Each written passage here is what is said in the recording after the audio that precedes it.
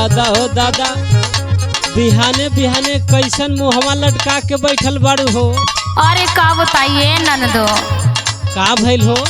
अच्छा तो पूछते हो तो सुनो। सुनावा। अरे मानवा के बतिया बताई कैसे।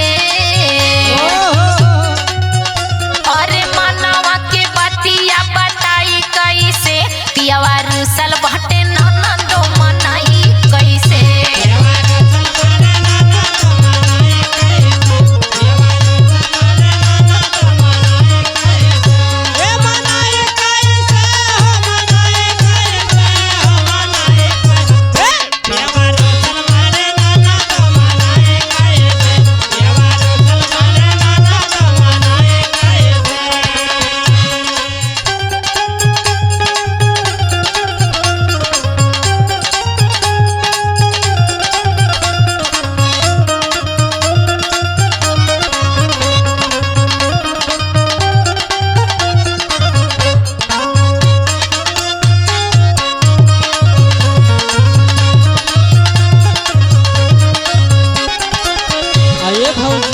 बोला ये ननदो।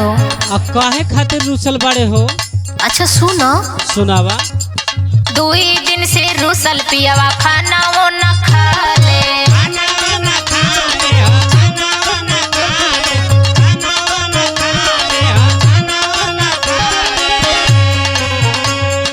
पहिले त हमारा पे झूठे गरम ले।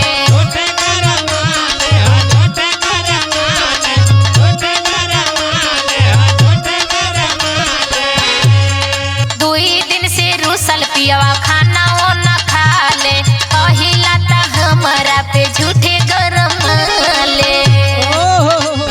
और सुना।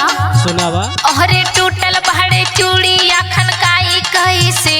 अरे टूटल बाटे चूड़िया खनकाई कैसे, पियावा रुसल बाटे ननदो मनाई कैसे।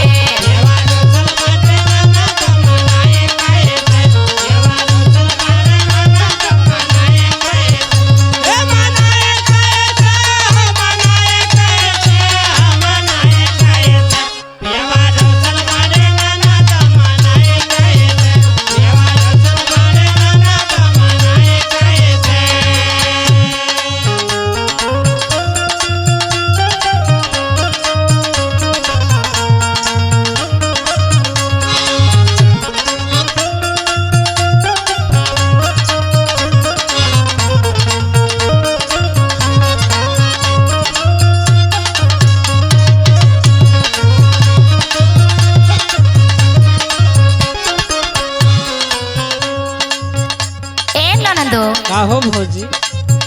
और सुना। सुनावा। हमें कितना दुख हो। अच्छा। हाँ। साखी मारे तनावा, सहेली मारे तनावा।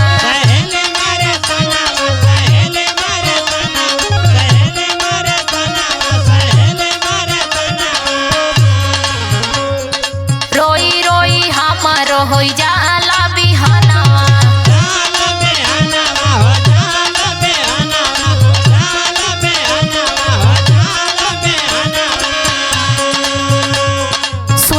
ननदो। हाँ हो भौजी।